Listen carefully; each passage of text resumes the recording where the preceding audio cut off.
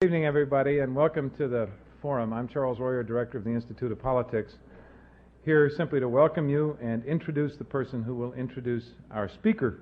We're going through this because our speaker tonight was invited to come to this school and to the Institute by one of the Institute's fellows, Bill Hudnut, who for 16 years served the people of Indianapolis as their mayor and consistently by his colleagues was ranked and judged one of the best at this very difficult business of governing cities.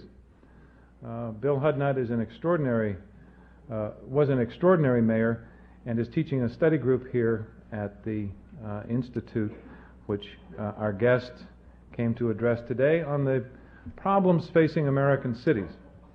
So would you please join me in welcoming the former mayor of the great city of Indianapolis, the home of the Baltimore Colts, if any of you are from Baltimore. Thanks to Bill Hudnut's legerdemain, please welcome Bill Hudnut.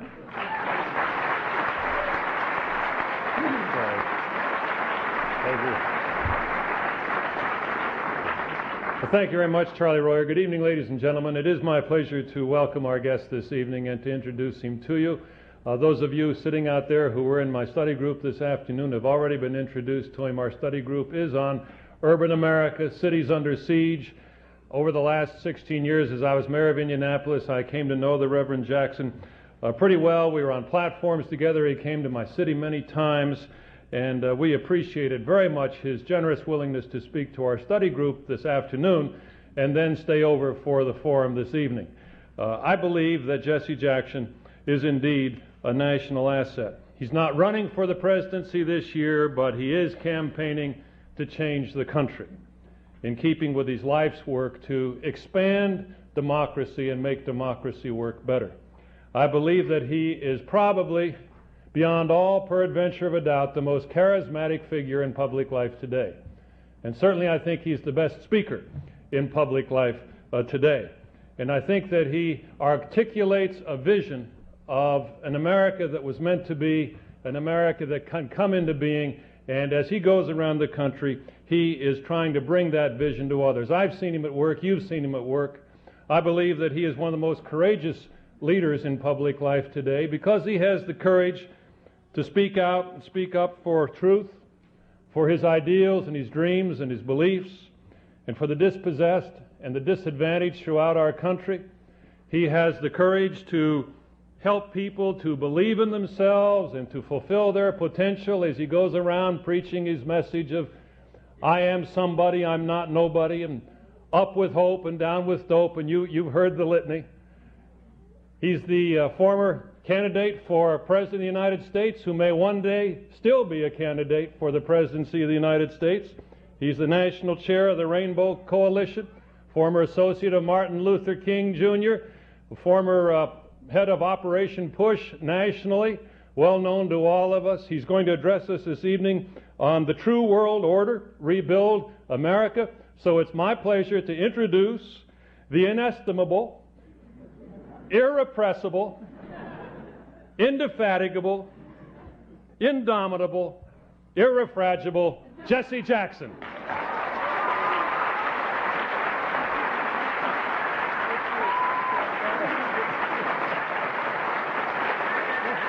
Go get him.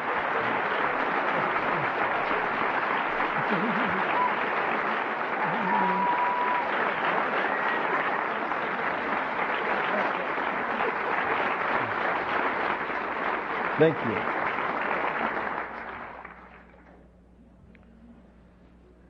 And when I run again, I will have as my running mate a former Republican mayor.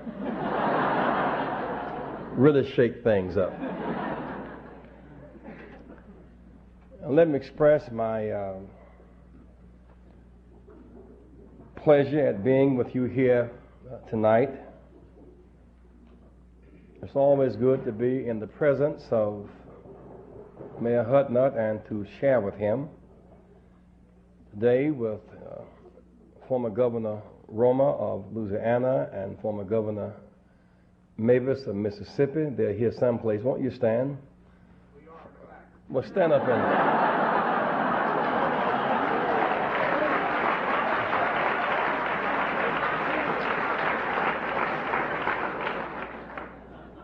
if Governor Roma and Governor Mavis are in the back, somebody might interpret that to be retributive justice.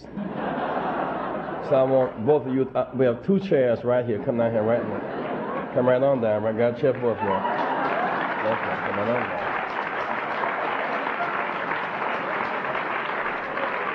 down. Governor Mavis of Mississippi and Governor Roma of Louisiana.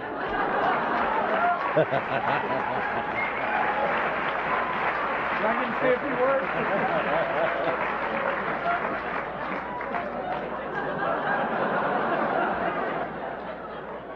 I have arrived.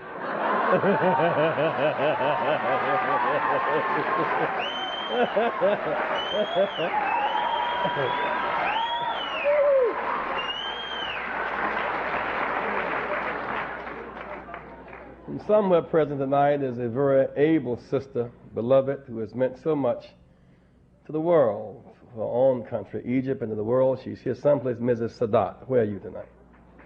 Ooh, she's here too. Where are you? Well, she's here. Give her a hand. She's here someplace.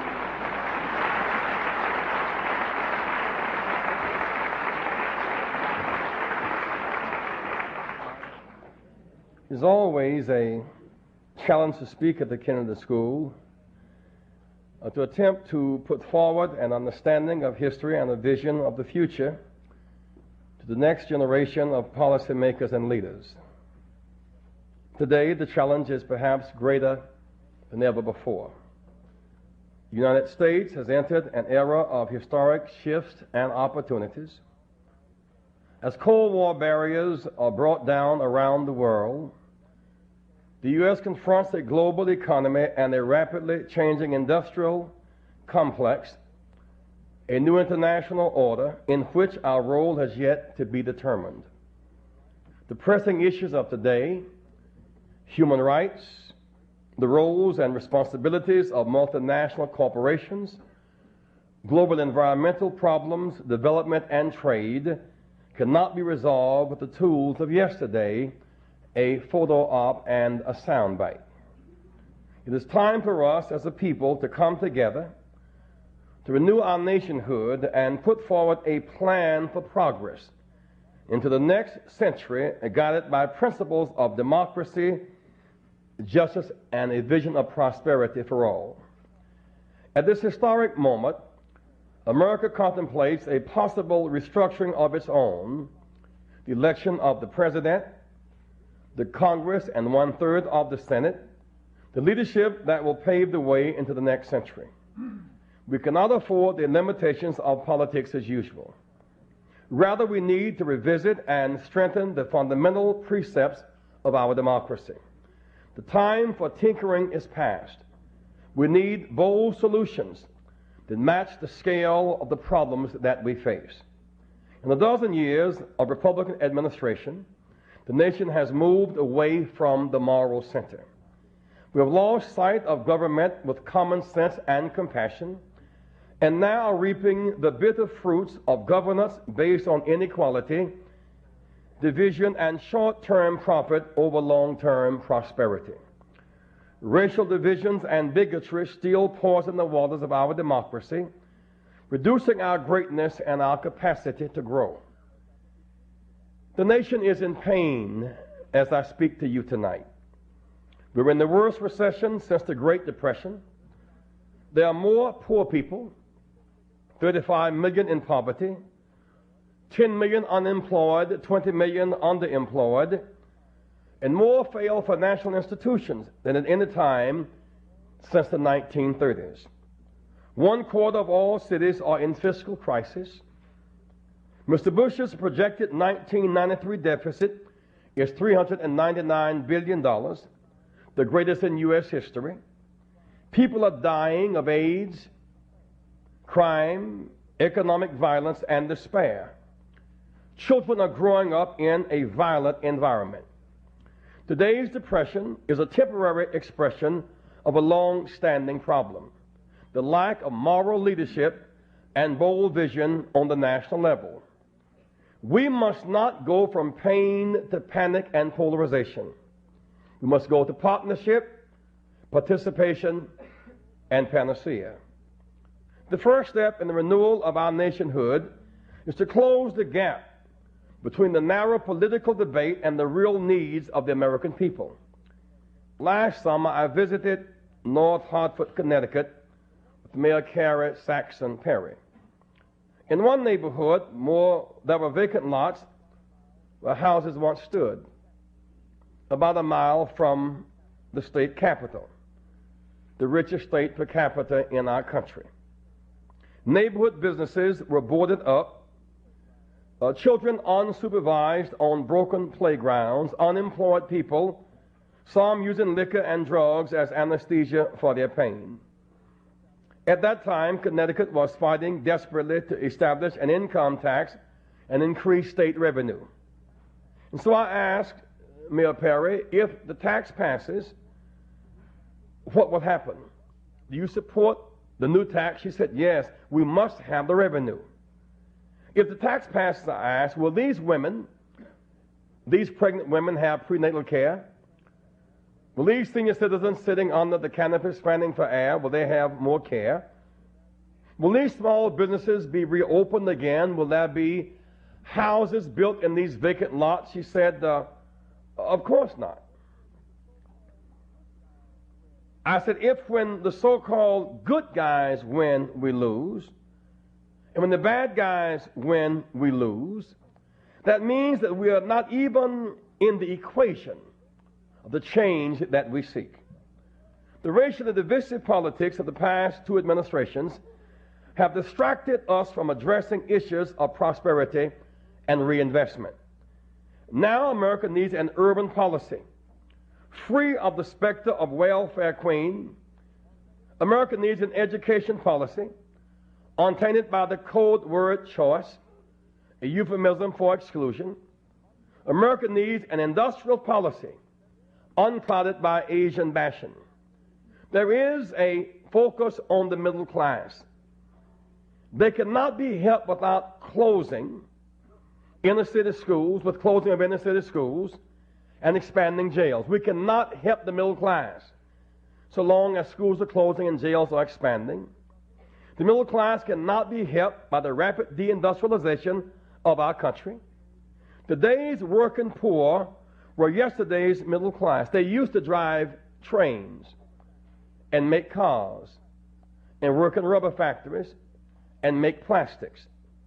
They are now unemployed, are working, and yet cannot break the cycle and pay health insurance.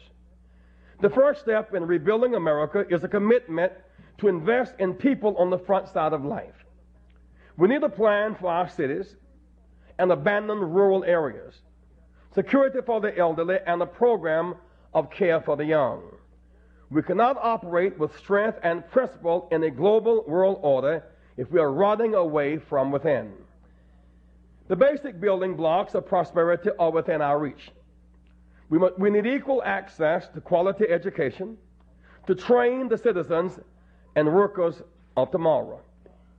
Last year, not one child from New Haven, Connecticut attended Yale University.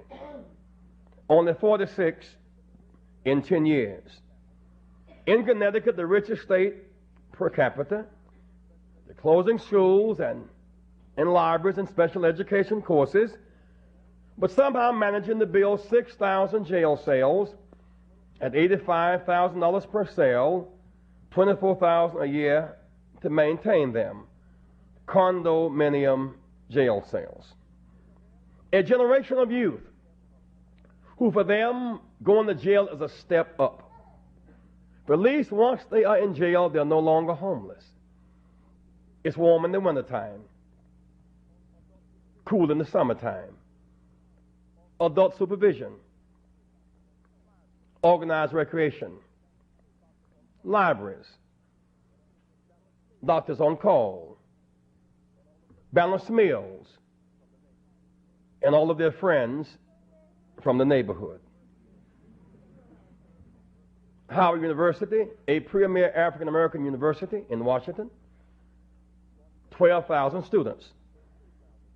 Lawton Penitentiary, 13,000 students. $6,000 a year to go to Howard, $28,000 a year to go to Lawton. State University of New York, SUNY colleges in New York, $6,000.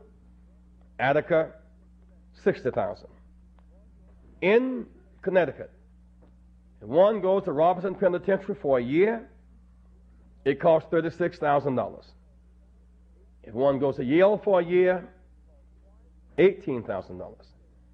It costs twice more to go to jail than to go to Yale. It is suggestive of a need for new priorities.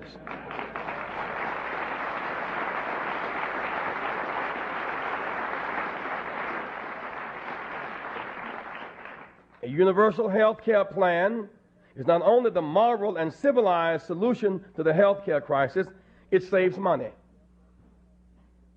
If a woman has prenatal care for for her term of pregnancy, it will cost less than $1,000. Without prenatal care, low birth weight baby costs up to $2,000 a day, perhaps 20 weeks in the hospital. If a woman has daycare and child care, she can work with a measure of security. Without daycare, if she works and something happens to the child, she's called unfit. She stays home, she's called lazy. When you look at the cost of jails versus schools and work versus non-work, it clearly makes more sense to invest in prenatal care, Head Start, and daycare on the front side of life rather than jail care and welfare on the backside.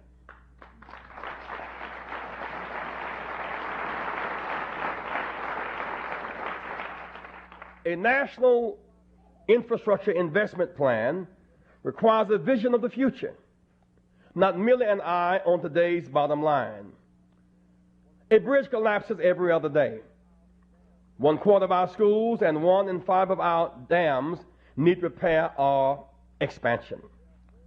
In every major city, there are more boarded up houses than there are homeless people. Every abandoned building represents potential jobs and apprenticeships for carpenters, glazers, plumbers, brick masons, others hit hard by the recession, and will provide much needed affordable housing. The Cold War is in demise, but it still dominates our national technology agenda. With research and development guided by vision and principle, we can build the renewable energy and transportation systems that we need, preserve the environment, protect our workers and communities from costly devastation, and create thousands of new jobs. As the nation converts from the Cold War to a peacetime economy, the skills of workers in the arms industry, families on military bases, aerospace employees, engineers, and scientists are vital resources for recovery. We must not abandon defense workers and military bases. We must retrain those workers and convert their skills. Rather than pitting shipbuilders in Groton against shipbuilders in Newport News in a futile fight for the mentioned Seahawk contracts, we should be helping those workers into an improved commercial shipbuilding industry. We must recycle our workers and not incinerate them in the furnace of neglect. The economy requires long-term planning with incentives to reinvest in America and Americans. A month ago, President Bush and 23 top executives took a public transportation trip.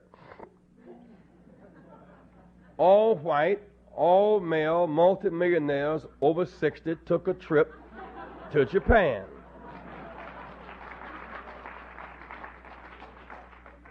They demanded, interestingly enough, goals, targets, timetables, and quotas from the Japanese.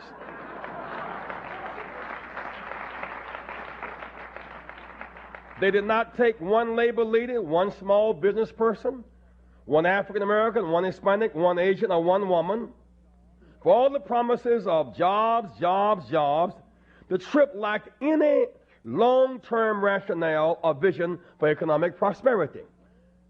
They demanded jobs, goals, targets, timetables, international affirmative action.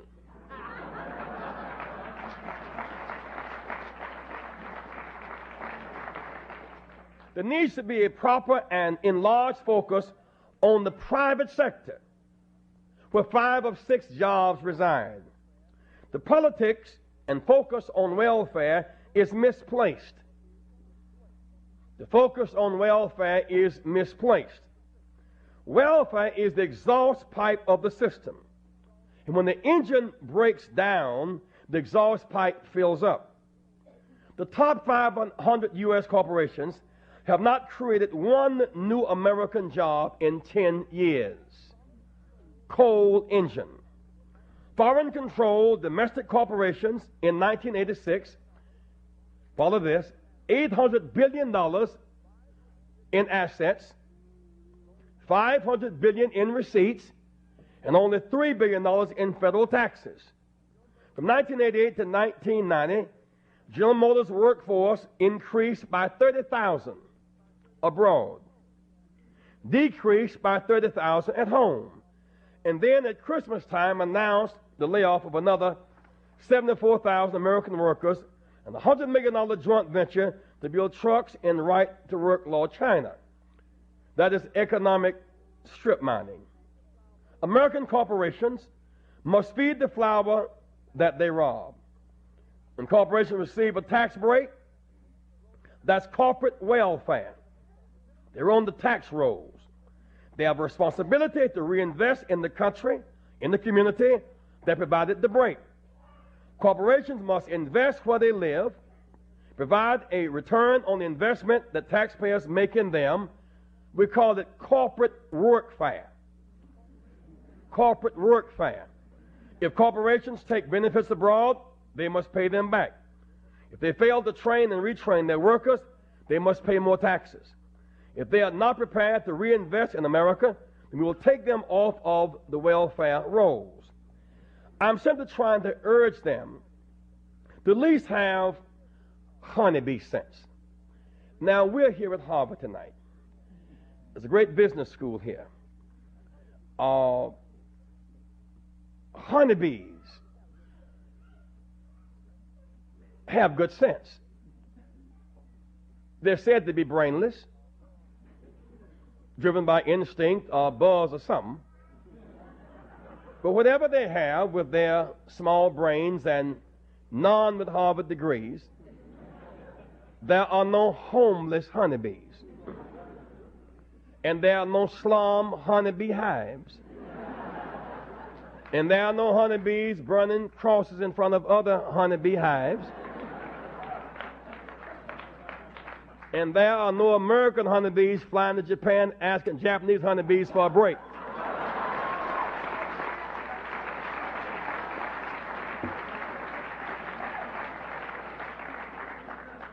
What the honeybees know, we don't know. They keep on making honeybees. What the honeybees know? Whether by buzz or instinct, they know the law of regeneration. They know the law of reinvestment. The honeybee gets nectar from a flower. It doesn't just fly away. You must know. And many of you are very urban, don't have much appreciation of rural life. But you must know that when a honeybee gets nectar from a flower, that is its source of gratification. I mean, when a honeybee gets nectar from a flower, it says, ooh-wee. I mean, its wings tremble, you know, it's right on. But no matter how excited the honeybee is, no matter how much a sense of conquest it has, it does not just fly away. It drops pollen where it picks up nectar. Because the honeybee knows by buzz or by instinct, it's going to grow empty one day. And as surely as it does, it will fly back to get more nectar. But if it didn't drop pollen where it picked up nectar, the flower would be dead. Dead flower, dead honeybee. The honeybee has enough sense to feed the flower that it robs. I'm asking corporate America to at least have honeybee sense. Feed the flower that you rob, reinvest in America. Keep America strong.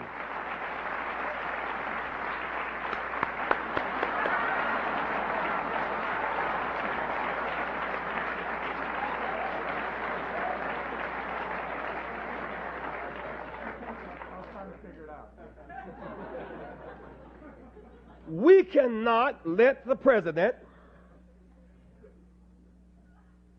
scapegoat the Japanese and turn them into the Willie Horton of 1992.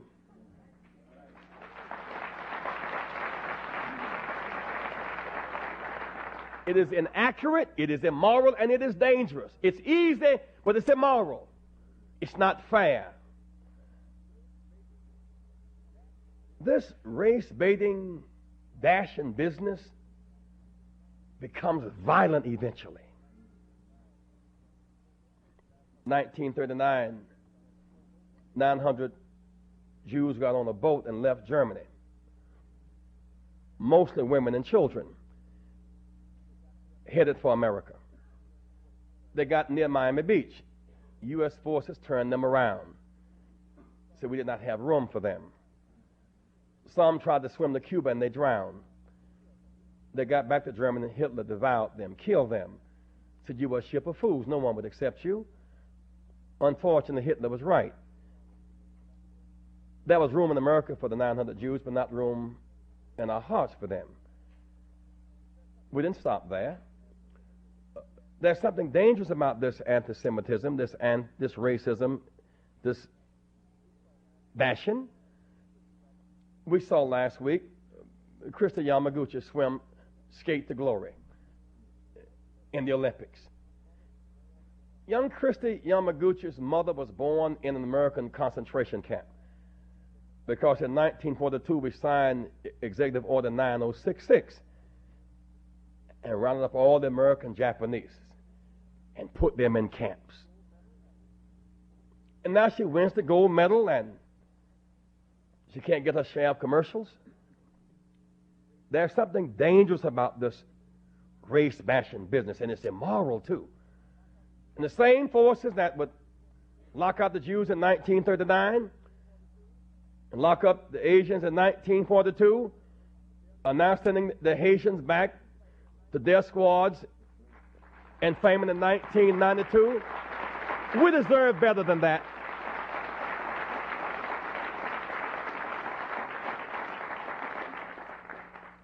Let's get down to why the Japanese are strong. First of all, whatever deal there is, we cut it with them from a position of strength.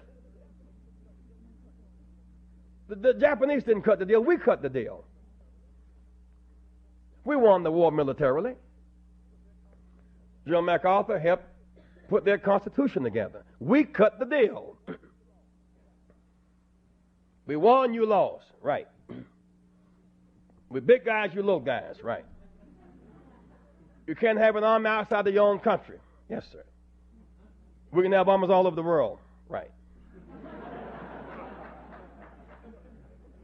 We make big stuff. Big nation. Yes, sir.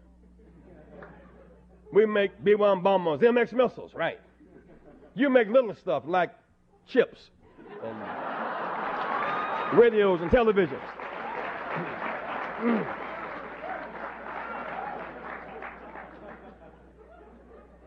Now we got all the big stuff and no customers.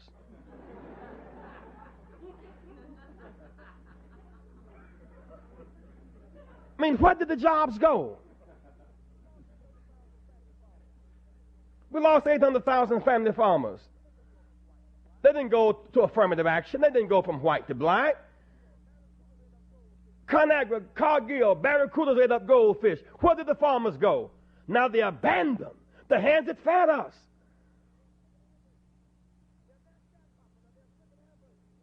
They're now sharecropping, or they're flipping hamburgers. Where did the jobs go? They once made zenith in Chicago, now they make zenith in Mexico. The Mexicans did not take the jobs from us.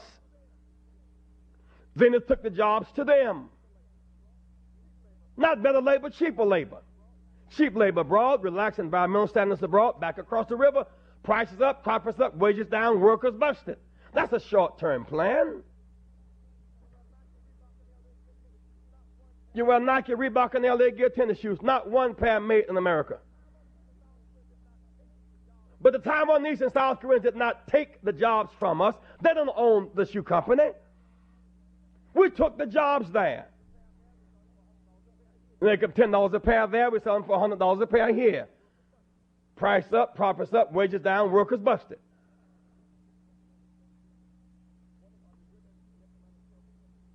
Wonder why we're really in economic trouble? How many of you in this room own an MX missile? Raise your hand.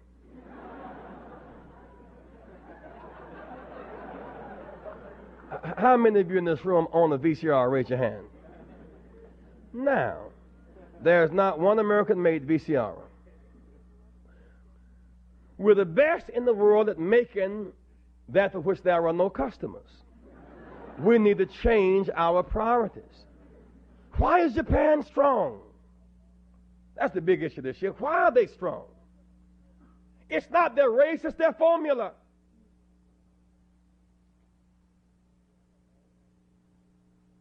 When I first got married, I grew up in a family that couldn't buy light bread butter. We had to make whole cakes and biscuits. You understand?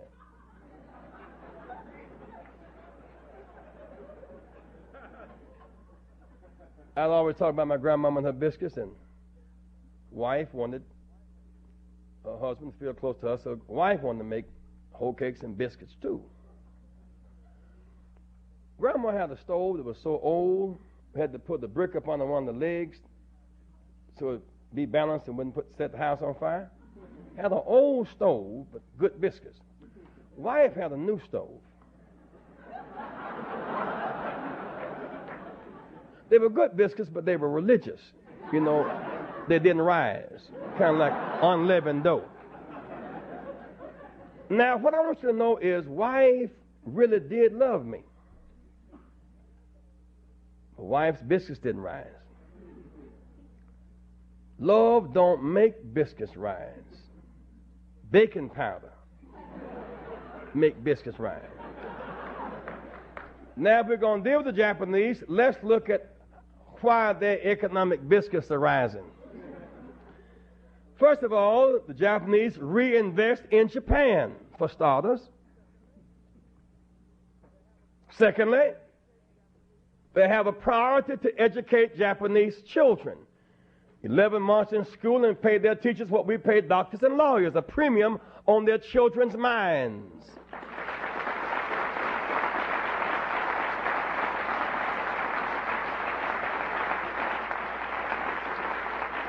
Why are they strong?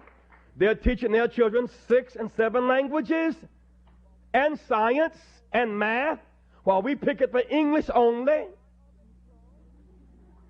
Why are they strong? They invest in socially useful research and development. They have a 10-year, $3 trillion plan. $300 billion a year to rebuild their infrastructure, their roads, their bridges, and put their people to work. We have a 10-year, $300 billion plan, $3 trillion, to defend them while they do it. Europe and Japan are better able to share the burden of their own defense, plus they can afford it, plus ain't nobody after them.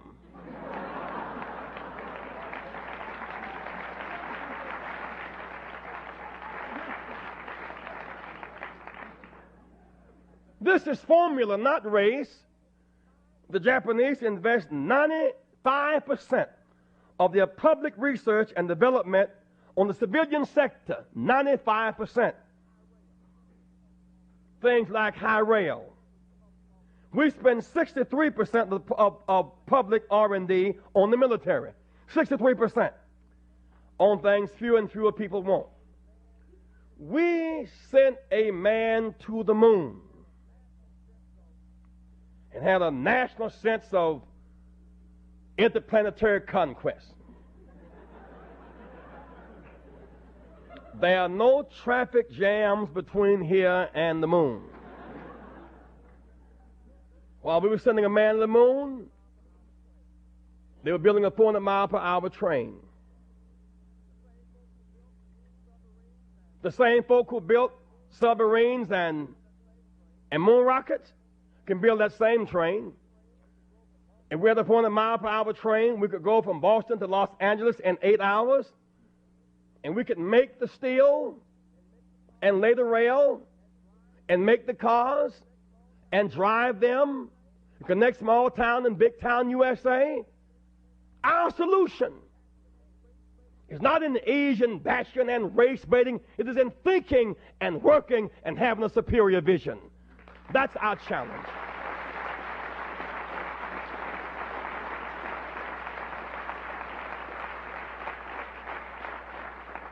After World War II, we helped rebuild Europe and Japan. A formula: aid, trade, credit, loans, debt forgiveness, and 50-year loans at 2% government secured. You would have to be a genius to fail with a 50-year loan at 2% government secured.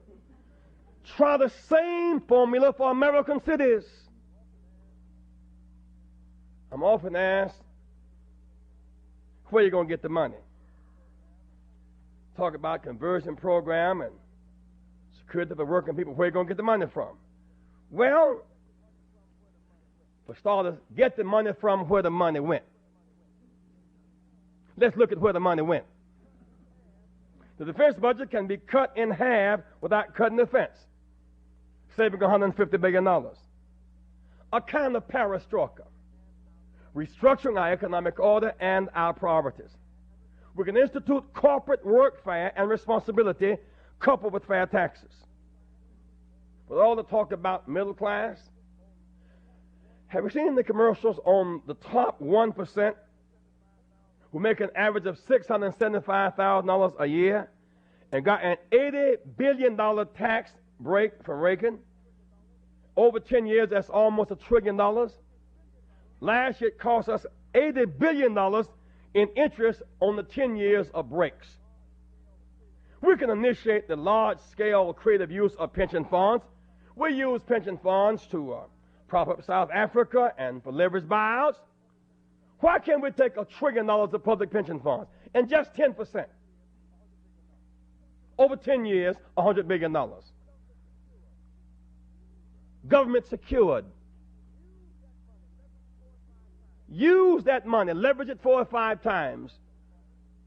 Use the workers' money with workers' consent, build an American investment bank, and begin to put America back to work. Remember the Congressman Gephardt and Felix Roentgen just last week. We're now working on ways to use a portion of that money, government secured, to rebuild America. We look deep into our nation and see the world, it begins to stare back at us. Foreign policy and domestic policy are parts of the whole. As we treat the rest of the world, so do we define ourselves. The problems we face today are the result of choices made yesterday. The failure of leadership to adjust to the new reality. For 40 years, we spent the fruits of our labor on containment of the Soviet Union, policing the world. Now the Soviet Union is no more, and we have the opportunity to invest at home. Mr. Bush is forfeiting the opportunity. The president has found only $50 billion in military savings over 5 years, just 3%, and will spend more in real dollars than Nixon and Ford did when the Russian bear was supposedly on the prowl. The president will continue to spend $100 billion sustaining troops in Europe as a hedge while failing to meet our commitments to the United Nations budget. Mr. Bush has conceded the title of foreign policy president. But in many ways, his international leadership reflects the same lack of vision as does his domestic leadership. The Persian Gulf War cost us $50 billion, and it did not bring peace to the Middle East. A U.S. Census Bureau analyst recently estimated 158,000 Iraqis were killed. Tens of thousands of Iraqi children died afterwards from the destruction of the Iraqi infrastructure. 1 million Kurds were rendered homeless, Saddam Hussein still in power. 1 year later, the poverty in the Middle East has intensified. The Palestinians do not have self-determination. Multinational corporations, arms manufacturers are roaming the region looking for new customers. These results are not a basis for leadership in the international community. In a world where Nelson Mandela is out of jail, but not yet free because he denied the right to vote, it's time that human rights were measured by one yardstick. The Bush administration is turning Haitians back into the arms of death squads. That is not right. We deserve better than that. As one of the world leaders in production technology, development, and consumption, the U.S. has a responsibility to reach out around the world and use our economic clout, trade policy, and moral authority to raise the standards of living and human rights everywhere and not exploit the weakness of others. The environment has become a pivotal issue for the world community. Ozone depletion and global warming threaten health and food supplies all over the world. Spreading deserts, failing forests, foul waters, toxics at home and as exports, these are the new threats to national and international security. We must change the way we manufacture, the way we travel, the energy options for developing nations. The United States should be leading the world in the development of new products and processes, putting Americans back to work for the next decade doing it.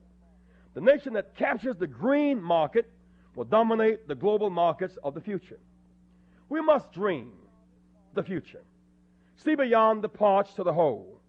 Yet today's national leadership has failed to do so, and the effects are visible at home and abroad. It's an irony of the times that as we export experts on democracy to other nations, in 1988, half the electorate, 90 million eligible voters, sat out in despair. George Bush was elected by only 26% of the electorate, making him a minority president. As we lament the lack of a national urban agenda, 22 million inner-city voters did not vote in 1988, while Bush beat Dukakis by just 5 million votes. As we protest lost education, loss of grants, programs, and commitment, 18 to 24-year-olds have the lowest voter registration and turnout of any group. On this, I close with you tonight. As I assess my work in public service across these years, I first went to jail July 17, 1960, trying to use a library in Greenville, South Carolina. This is the week 27 years ago when we began the march from Selma to Montgomery. This week, 27 years ago. For this right to vote, young America, those who want more grants and fewer loans, those who want expanded democracy, for this right to vote, Serena Goodman and chained the 2 Jews and a black were bulldozed to death with their eyes wide open for this right to vote. Reverend James Reeb left Boston, was beaten to death in a Selma, Alabama cafe. For this right to vote, Medgar Evers was killed, shot on his back doorstep in Jackson, Mississippi. For this right to vote, Brother Louis, a white mother from Detroit, came south to help. She was called nigger lover, and brains blown out at point blank range. For this right to vote, 4 darling little girls were blown up in the church in Birmingham, Alabama one Sunday morning. For this right to vote, Jimmy Lee Jackson, 15-year-old black youth, shot in the back and killed in cold blood about the right to vote. For this right, Nelson Mandela spent 27 years in jail. We who have it cannot abuse it, not use it. When American youth come alive, you make the whole world better. The youth in Tiananmen Square singing, "We Shall Overcome." In Poland, they're singing, "We Shall Overcome." In Moscow, they're singing, "We shall overcome." In Johannesburg and Soweto, they're singing, "We shall overcome." When we come alive, when we choose to be sober and sane and sensitive, we make the whole world better. There is no redemptive value in drugs. There's no redemptive value in hate. There's no redemptive value in this polarization. Your generation must come alive. And that raises the most basic question, the challenge of character. I seek, along with Mayor Dinkins and Mayor Kelly and some others, to do that which the Congress will not do for us, that which no president will do for us. In 50 top markets around our country, to increase voter registration by 25%. There's no Bull Connor to stop us. There is no George Wallace to stop us. Every high school senior is eligible to register and vote. All of you are eligible to register and vote. An increase of 10 million new voters, not top down, bottom up. What does that mean? Well, Kennedy beat Nixon by 112,000 votes, less than one per precinct. A whole decade of hope came in by a margin of less than one vote per precinct.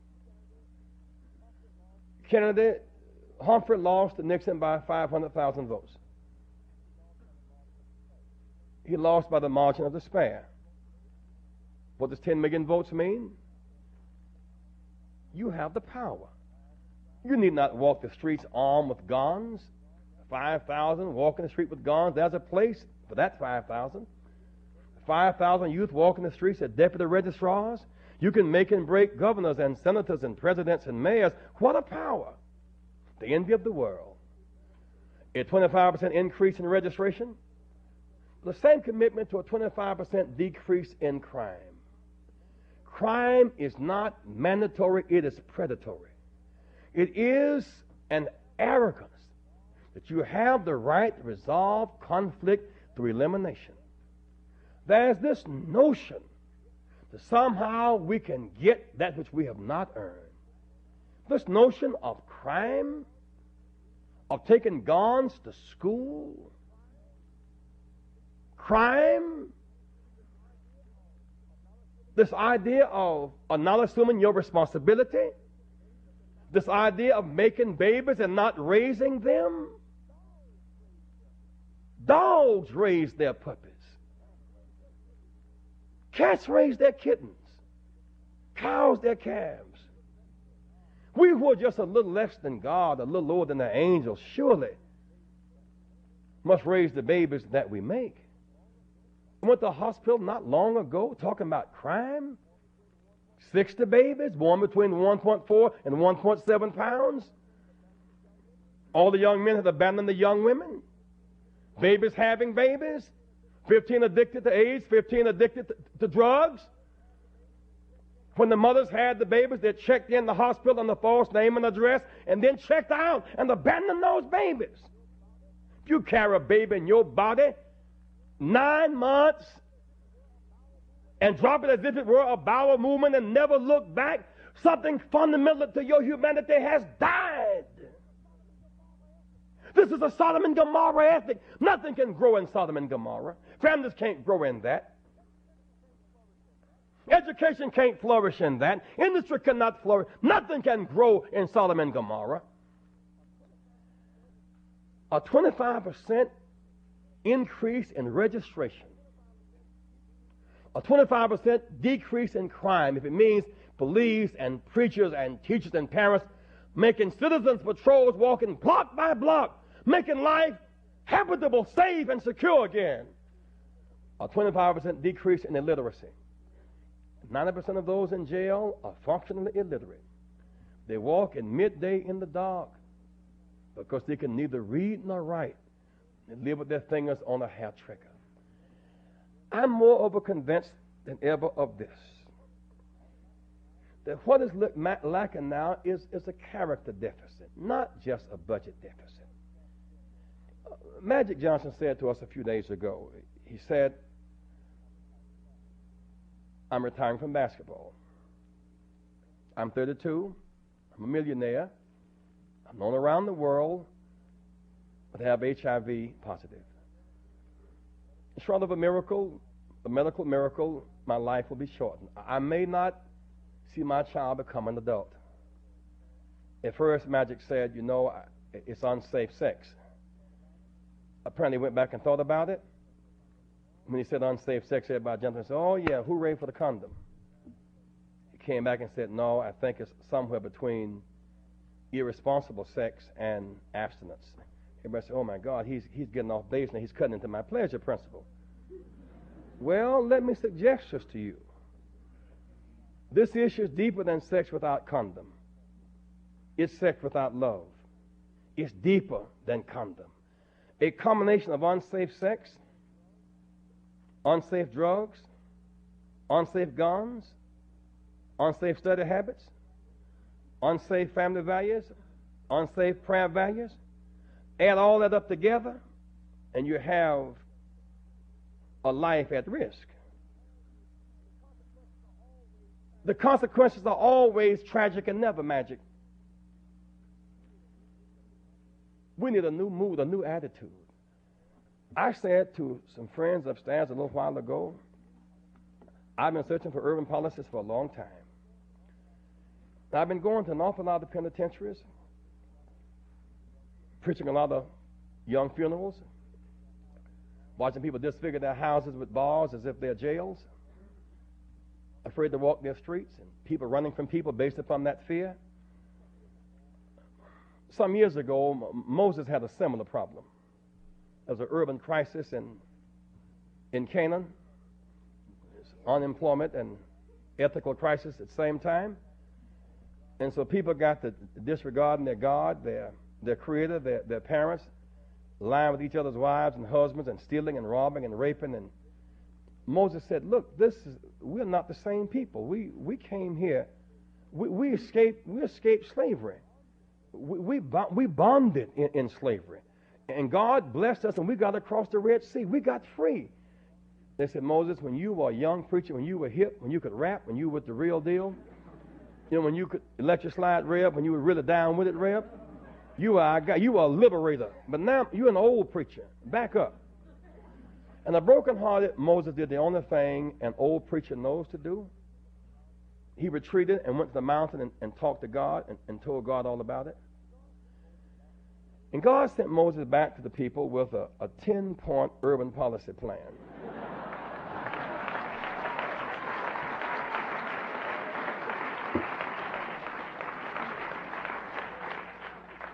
Didn't send back no committee. Didn't send back no budget. Sent back a 10-point plan dealing with behavior and laws. For certain behavior costs money. Certain behavior save it. Certain behavior makes life secure. Certain behavior threatens it. He said, tell them to honor the Lord, their God, their creator in the days of their youth. People who have a sense of the majesty of creation, they behave differently. They have what's called a value system. People who honor their creator can honor the creatures, their mothers and fathers. If you cannot honor your mother and father, you cannot honor my mother and father. If you cannot honor your mother and father, you cannot respect your brother and sister. If you cannot respect your brother and sister, you can rob and rape my brother and sister. If there's no sense of an ethic, a life ethic, a love ethic, character test. Character, oh yes. What about this character thing?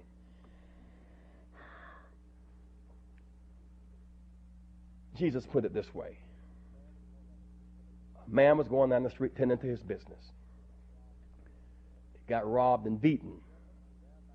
The reverend, the rabbi, the minister came down the street with his attaché case full of Bibles and prayer books, walked to the other side, kept on stepping so he could go to church and pray.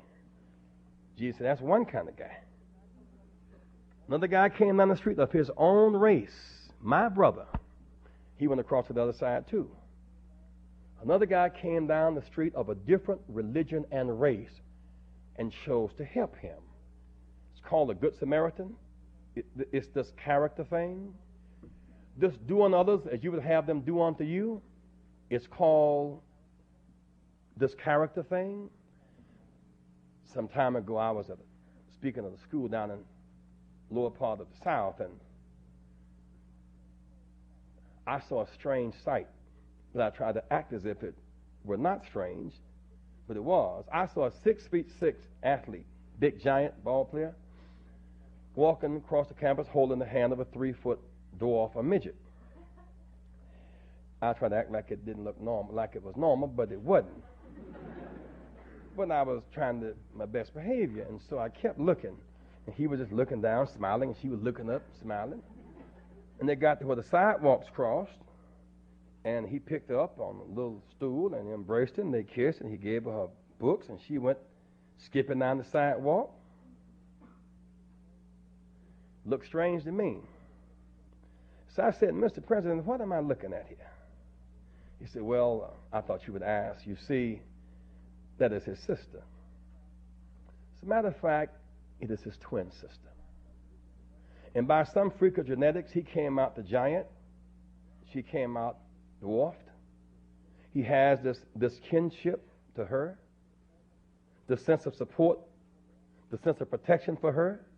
He's a top athlete in the state. All the big schools wanted to give him scholarships, and the pros wanted him to play baseball. He said, I cannot go to your college unless my sister can go. And they said, based on NCAA rules, we cannot give 2 scholarships. He said, well, I cannot go to your school. I'll go to a smaller school where the lights are not as bright, the crowds are not as big, but I am not going to abandon my sister. Somehow, I will stand between her and people laughing at her and looking down on her.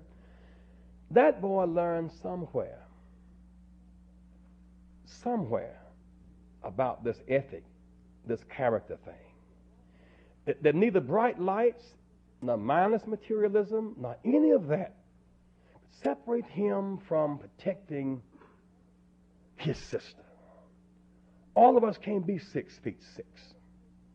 All of us can't be rich and powerful and sharp and quick. Some are born short. Some are stepchildren.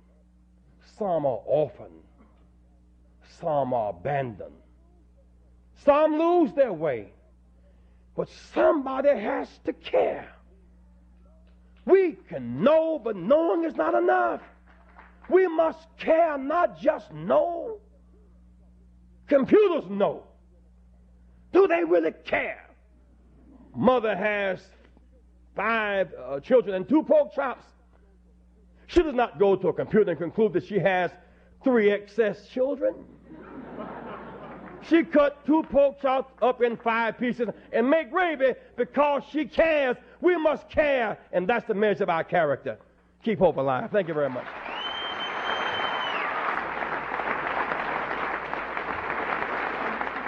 Thank you.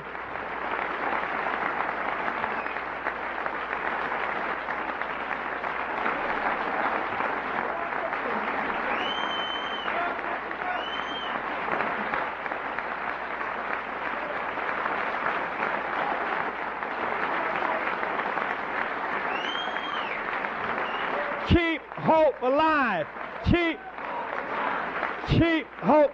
Everybody, keep hope alive. Keep hope alive. Keep hope alive. Keep hope alive. Keep. Let me ask you, please be seated. Let me ask you a question just before we start with Q&A. I want you to do something for me, whoever you are. Young America has this desire for change, expansion, and growth. And the previous generation earned the key that you inherit, that you might have power to make change. Be fair with me, because we're going to do this all around this nation. If you're here tonight and you're not a registered voter, either because your name has changed, or your address has changed, or you just moved here recently, I want you to prepare to register to vote tonight. Don't be telling me about I'm up here in Harvard, I live in New Jersey, I live in Georgia. You live where you stayed the last 2 or 3 nights in a row, which is here. You should vote where you live. Say amen. Now, if you're sitting here tonight and you are not registered to vote where you live, stand. Stand. Just stand wherever you are. If you're not registered to vote, stand where you live. Keep standing. Don't get down. Keep standing up. Keep standing, keep standing, keep standing. No, keep standing. Anthony, get up.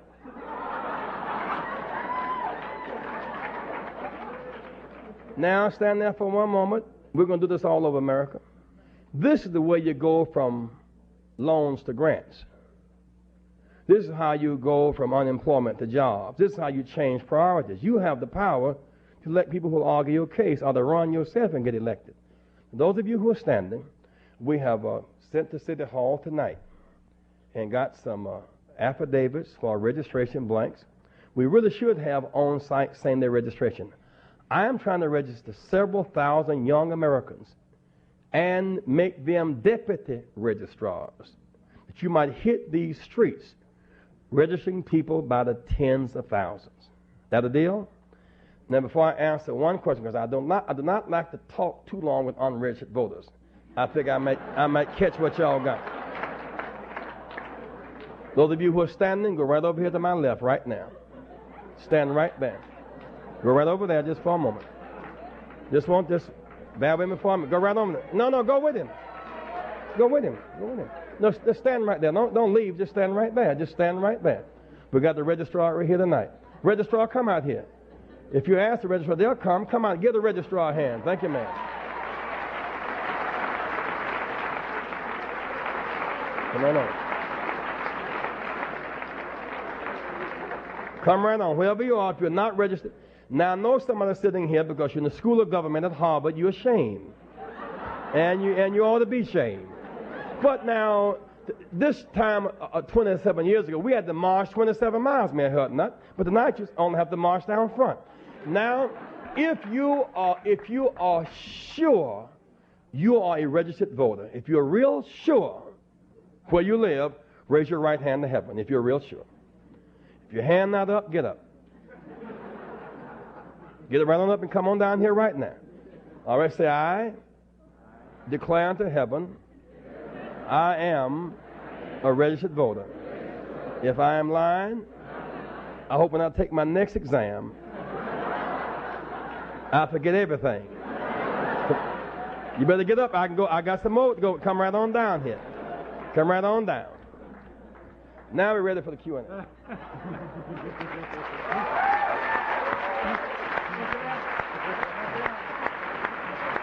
Great job. We have 4 microphones in the forum. There are 2 on the second level and 2 down here. I'll just try to rotate the questions around the 2 levels. Let's try to keep the questions as brief as possible. We have only about 25 minutes or so for questions, so let's start right over here with Brian. Greetings, Reverend Jackson. It's a pleasure to hear you sir. again. I have 2 questions. The first one, I just hope that you could briefly comment on the extent to which you think that the way we finance campaigns contributes to the deficit of leadership. But my real question is, how does young leadership gain access to the discussion room? Earlier tonight, you suggested that 10-year plans should be developed and discussion should take place between individuals such as yourself and the governors. But the leadership of tomorrow sits where the governors were standing before your gracious invitation. And we need that same invitation so that we might benefit from your wisdom and analysis and methodology, which I think that we might need more than really the solutions themselves, so that we can solve problems once you're gone and we hopefully have a national holiday to honor you on your birthday. I don't mean to send you to the mountaintop, That's though. a heavy statement now. Well, 2 things here. Number one, the present form of campaigning, of financing, is a corrupting process. We need to move away from a system that allows the heavy dealers to double deal and control both party leaders. by dealing in money in ways that's vulgar. Secondly, I am convinced that the present system is a flawed process. The fact that the one is most likely to win, quote unquote, Super Tuesday, who has super money, can buy super TV ads. And that's money, not meaning. What is it like if a candidate has essentially won without having campaigned in Michigan, Indiana, Illinois, Ohio, Pennsylvania, New Jersey, New York, California?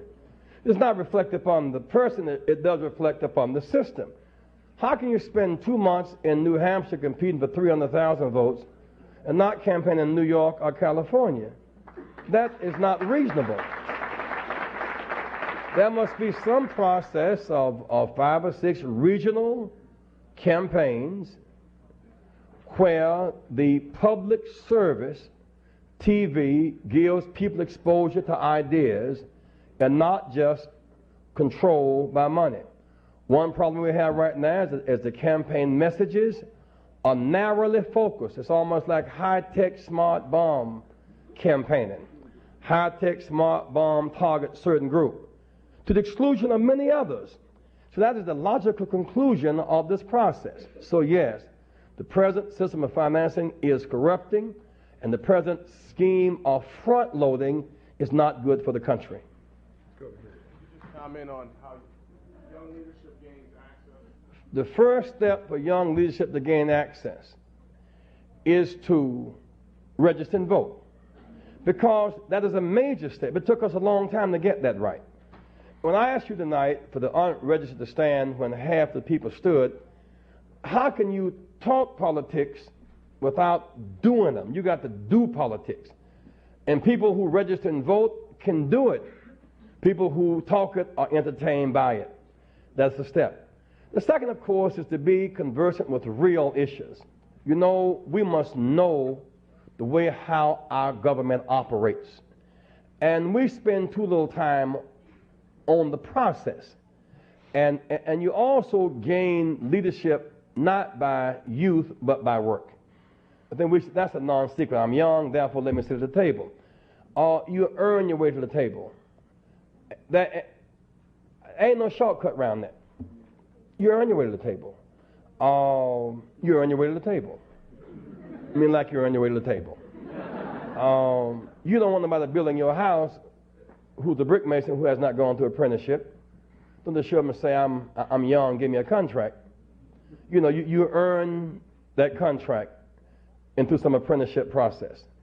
And that is inclusive. That is not exclusive. That is inclusive. And so, for example, this year we talk about 50 citizens, 25% voter registration increase. Join that crusade. You'll learn a lot. From that learning, you'll go to the next level. Roger Leisner, Radio Free Maine. Your tape, by the way, is being sent to two black pirate radio stations in the state of Illinois, one in Springfield and one in Decatur, Mbena Canteco and Napoleon Williams. And I just think those two men should be honored for bringing their, that radio voice that's being denied out there. My question concerns the movie JFK. Oliver Stone was recently here at this forum, and he said, isn't it a coincidence that the three greatest leaders of the 60s, John F. Kennedy, Robert Kennedy, and Martin Luther King, were all assassinated? Now, of course, that's the coincidence theory that some people work off of. The movie is out and circulating around, and so I have two questions for you. The first being, we know where you were when Martin Luther King was assassinated. Where were you when JFK, how did it affect you at that time, was assassinated? And second of all, both of those cases, JFK and Martin Luther King, I believe both were conspiracies that were never uncovered, the murders of the two people. And would you care to comment upon that? Well, when John Kennedy was assassinated, I was at North Carolina A&T State University in Greensboro, North Carolina, walking across the campus, was in simply in utter disbelief, just could not believe that it happened. I have never believed that Dr. King, or John Kennedy were the victims of lone assassins. Never believed that. And I do believe that the covered up records should be made available. And I think in the case of President Kennedy, the implications of who may have been involved could be so traumatic to the country, maybe the reason why they tried to hold records until everybody is dead. It's kind of what I think about that. And I think that we would do well, rather than trying to attack Oliver Stone, to find out what happened.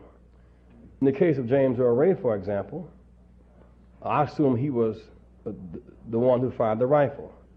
I don't assume he did it by himself. But I do know he has never been to trial.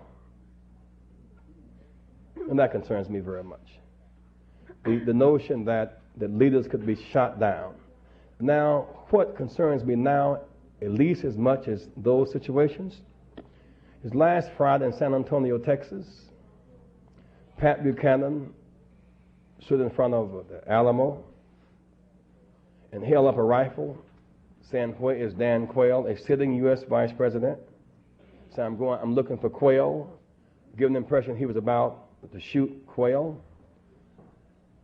That is a very violent, vulgar suggestion, a very dangerous suggestion. Two people who are pro-torture rifle in a state where John Kennedy was killed. And the press seemed to be less offended by that violent suggestion, which sends a message to children and adults everywhere, than by chasing some sexcapade that finally was not proven.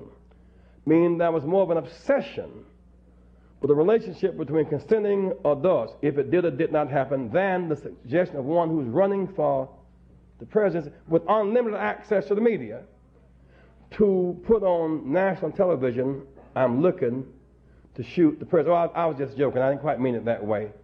That is not right. We know the power of suggestion. And so I hope that those cases will be made public and all who is involved eventually will be made known. I have a question.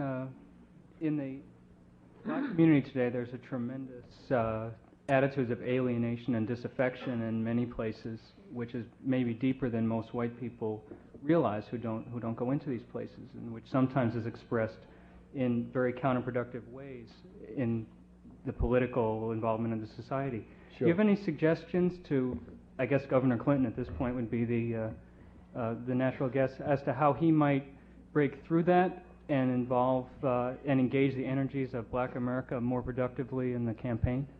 Well, you know, at this point, the campaigns must involve the energy of black and white Americans more. For example, in Georgia, only 16% of the eligible voters voted. They mean most whites and blacks felt alienated from the process. What we see now are record low turnouts, but for TV consumption, high percentages and low turnouts. And that's because narrow messages elicit narrow responses. Broad messages, broad responses. Look at the gap between middle class and we the people. One nation under God. Inasmuch as you've done it to the least of these, you've done it unto me. Look at the gap between focusing on a class which cannot exist outside of the corporate behavior above them and those who they're about to join below them. We need a message that corresponds to the size and nature of our problem. There is great racial alienation in the country. 12 years of Reagan and Bush and Quayle and Buchanan and Duke race baiting is having its toll on the country. Now, many people came alive on the question once David Duke came out the closet. It's a little deeper than that. Put a piece of sheet or cotton or some over the names of Reagan, Bush, Quayle, Duke, Buchanan, whatever your favorite textile is. And don't deal with who went to the Klan, who went to Skull and Bones. Just ask which of these five people, without putting up their backgrounds, Which of these guys would open up a campaign in Philadelphia, Mississippi, where 2 Jews and a black was killed? One of them did it, the other 4 voted for him. Which of these guys would lay flowers at the headstone of SS troops?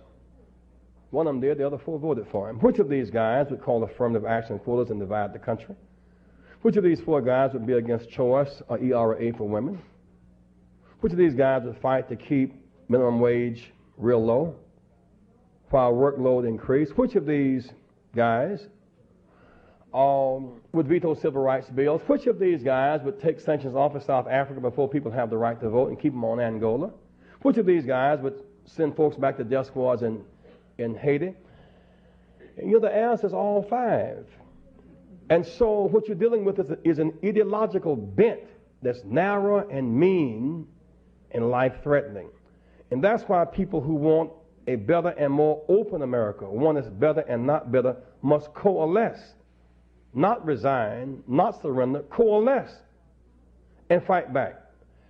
And one reason why I urge you to leave these drugs and all of this madness is because we've got some mighty good people losing by the margin of our non-involvement. This man right here was a new breed of governor for Mississippi, trying to lift the poorest state in the country. He lost re-election by 11,000 votes to a man who campaigned on the premise of repeal the Voting Rights Act. Less than your best is a sin. The wages of sin is death.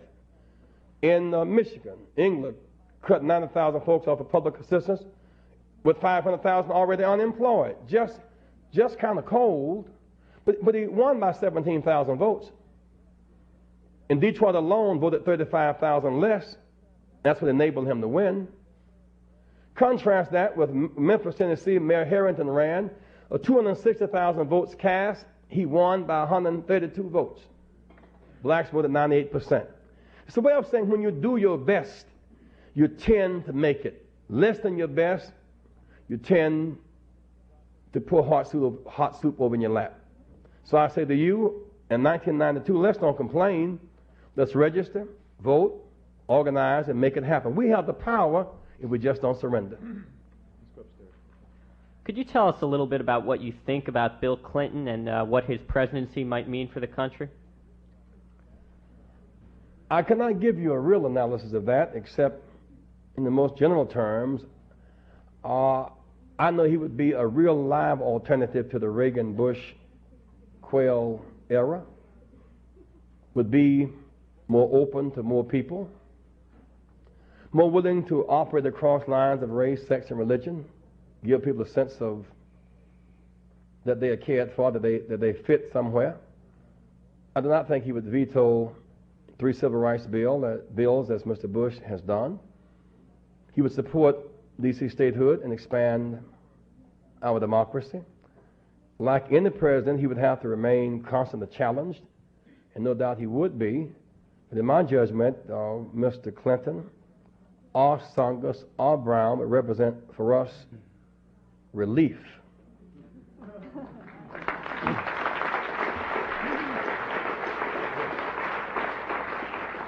Reverend Jackson, you have been keeping the...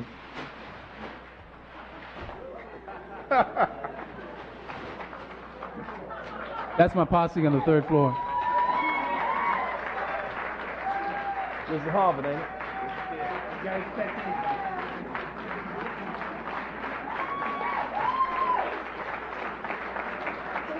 The Kennedy School did not meet its affirmative action goals for 1991. Public deliberation starts with diversity. I guess that's aimed at the Harvard Law School. Kennedy School. No, I don't believe that. People of color on the faculty, African Americans 2, Hispanics 2, Asian Americans 2, Native Americans 0, is 3 a crowd.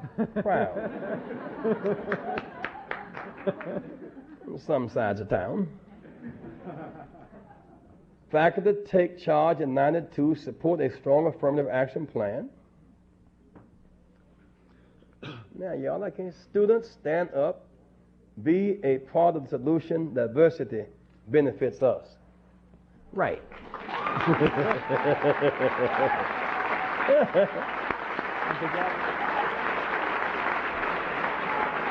Right. Reverend Jackson, you have helped to keep the fire within alive for many of us for a very long time, and I want to thank you personally for that. My question concerns democracy and what democracy should mean right here in the academy.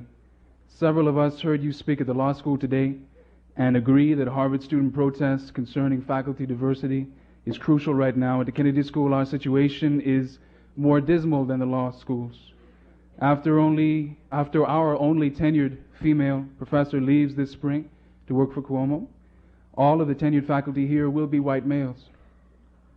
These banners were part of a rally we held in the fall, and we have asked students here to strike this April 2nd, boycotting classes for one day in solidarity with the law school. But there are students and faculty here who are still sitting on the fence on this issue. What message do you have for them and for all of us?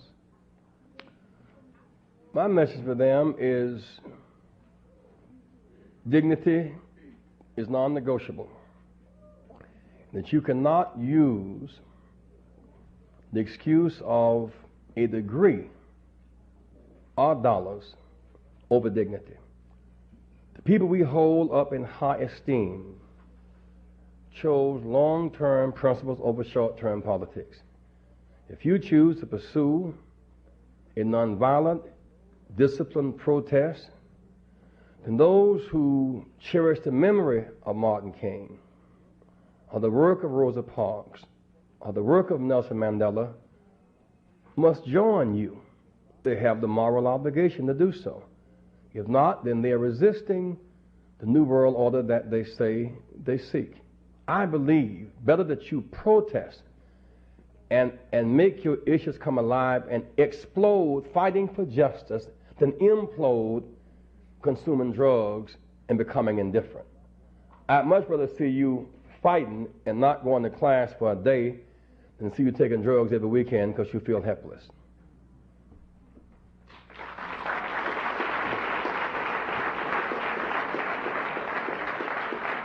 By the way, on that same weekend, since y'all in the fighting mood, on April 4th, 1992, the 24th anniversary of Dr. King's assassination, the Rainbow Coalition and the leadership of Washington, our mayor, our city council leadership, we're going to do hands around the Capitol at 12 o'clock noon in our protest seeking statehood. More people live in Washington than 5 states: Vermont, Delaware, North Dakota, Wyoming, and Alaska. We pay more taxes than 10 states. We have more youth than 20 states in the Persian Gulf, and yet we cannot vote. We urge you to join us on that Saturday. Many of our allies, women, are coming in from around the country for the April 5th Choice March, so that the women leadership, now and other groups, will join with the Rainbow on Saturday, as we surround the Capitol, appealing for statehood. We will march with them on that Sunday as they march for choice for women.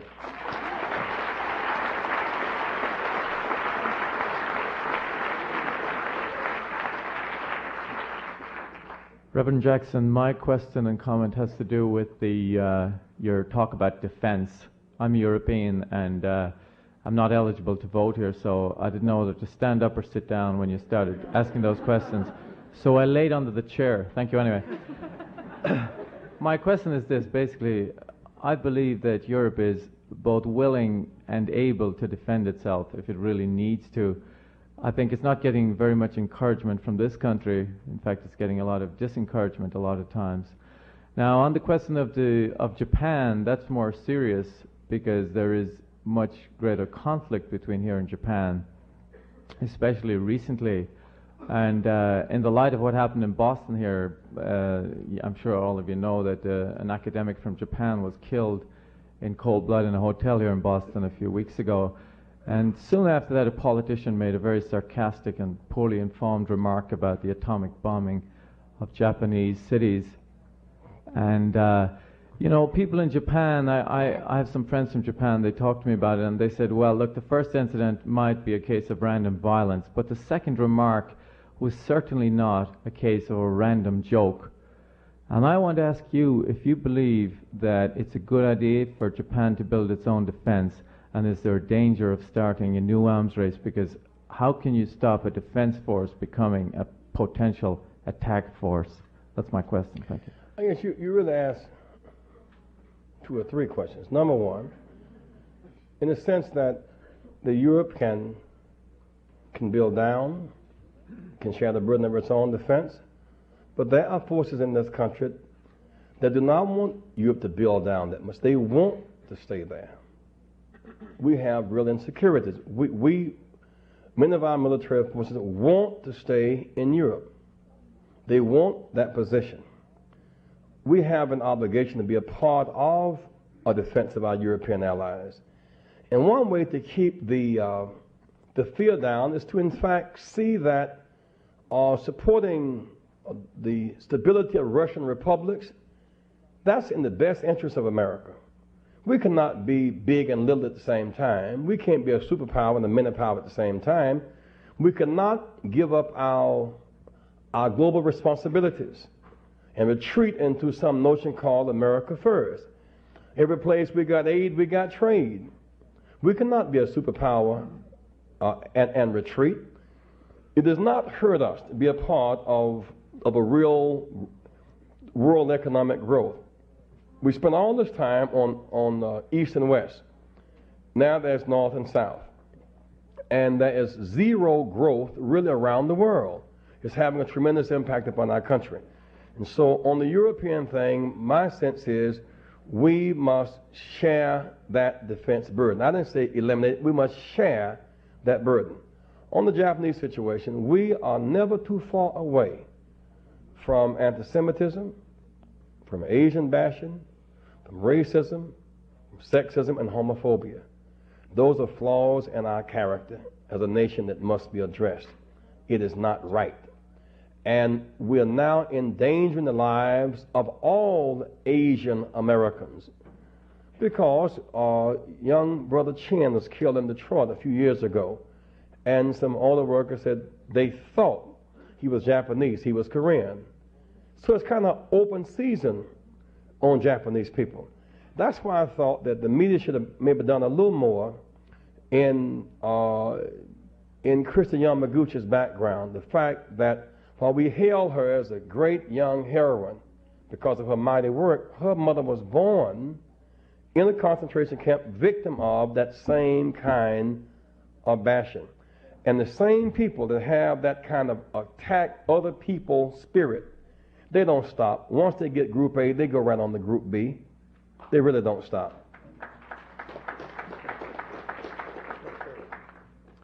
Yeah, Reverend Jackson, my name is Isaac Bantu from Liberia in West Africa, a nation established by freed African Americans but have been forgotten by the American people.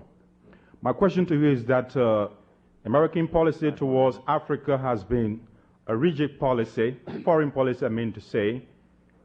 The government has supported regimes that have been suppressing people, like in Liberia, in Somalia, Ethiopia, and many places in Africa, and Zaire in particular. Thousands of people have been massacred in Liberia as well. Thousands were killed in 1990. 2,000 Marines were sent over. They were just on the high sea, watching people being massacred by government troops and rebel forces. My question is that how do you view the present foreign policy of America now that there's no more Russia? Communism is now dead, according to George Bush. We essentially have a Tarzan policy toward Africa as a nation. We always supported Tarzan, never supported the natives. And after we left Tarzan policy, then we started supporting one group against another to check and balance through killing. And it's really a disgrace to our sense of foreign policy. And we look upon the Africans killing Africans like we do in the ghetto, African Americans killing African Americans, because we've devalued the life of African people. And that's beneath the promise of America. And I promise you, that when I become president, that will change.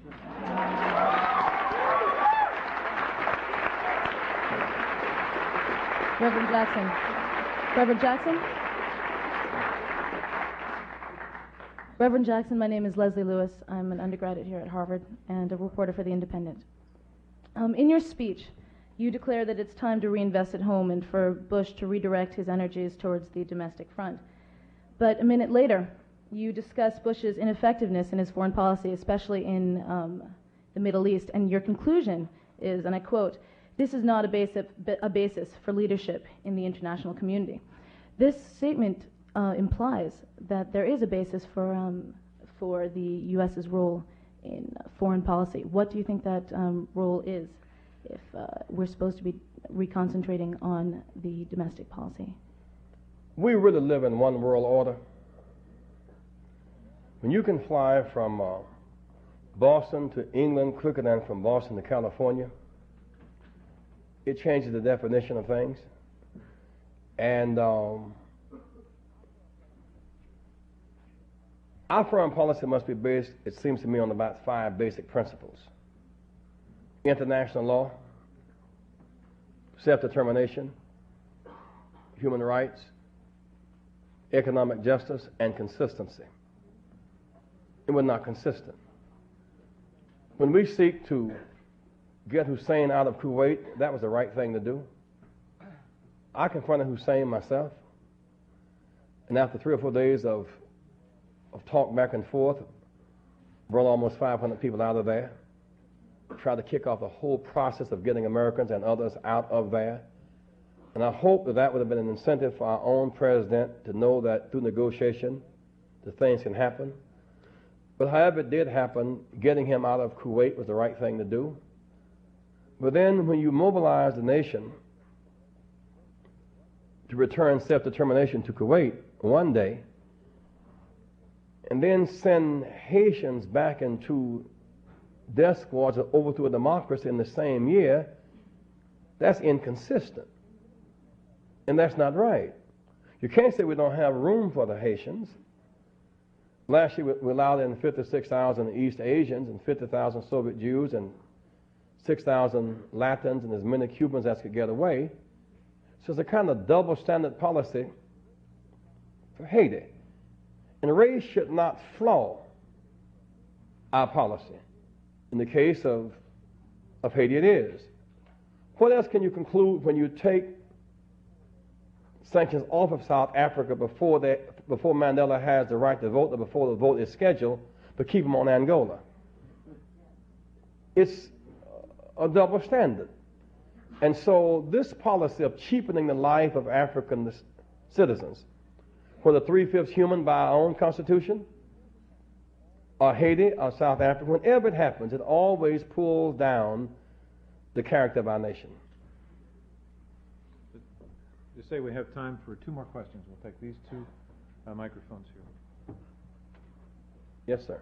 My name is Haiqing Zhao, the president of the Independent Federation of Chinese Students and Scholars in this country. I still remember vividly that you came to our rally on the 2nd day in front of White House after the Tiananmen massacre, and many Chinese students in this country have been inspired by your strong stand on civil liberty and human rights. I just like to take this opportunity to say thank you again. Thank you.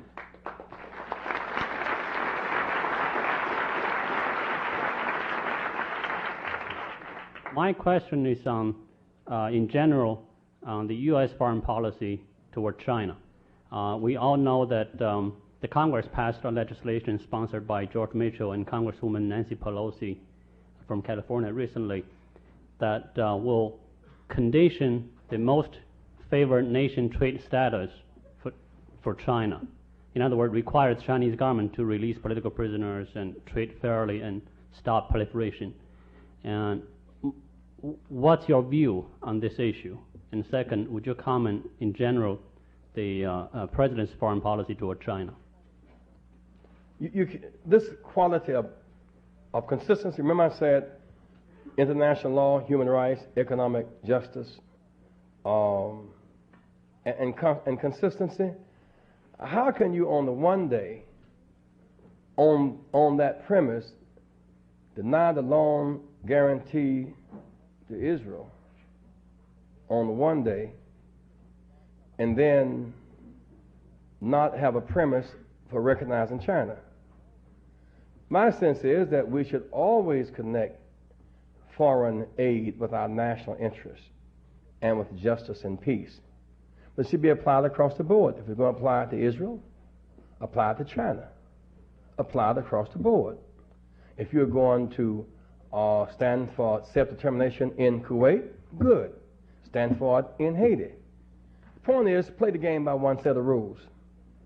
That's not what we're doing. And every time you play the game by two sets of rules, you simply weaken your moral authority and your believability.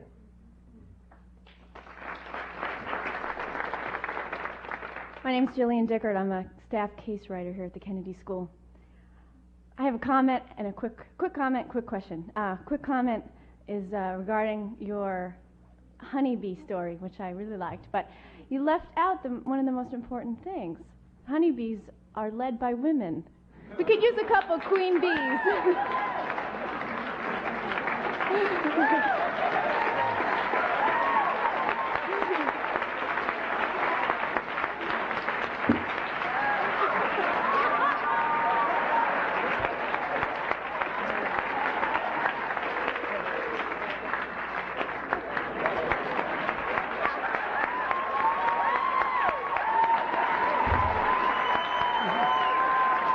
So am I.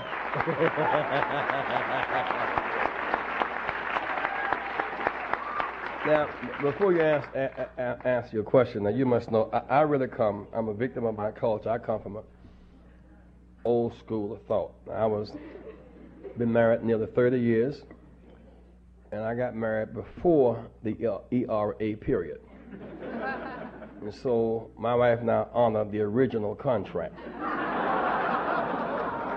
So, well, just tell me what our contract is now. So in my house, I make all major decisions. Oh, yeah? And in 30 years, no major one has come up. But when it does, I'm going to make it. I know who's in charge.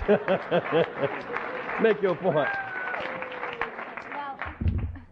I think a lot of people are wondering this. You were talking about, we're talking about leadership here, but you were talking about the 3 Democratic candidates, and you said any one of them would be better than the status quo. But if you could choose one as your running mate, or who would, are you going to be endorsing anyone? Who would I choose my running mate? I like it put that way, Bill. Her nut.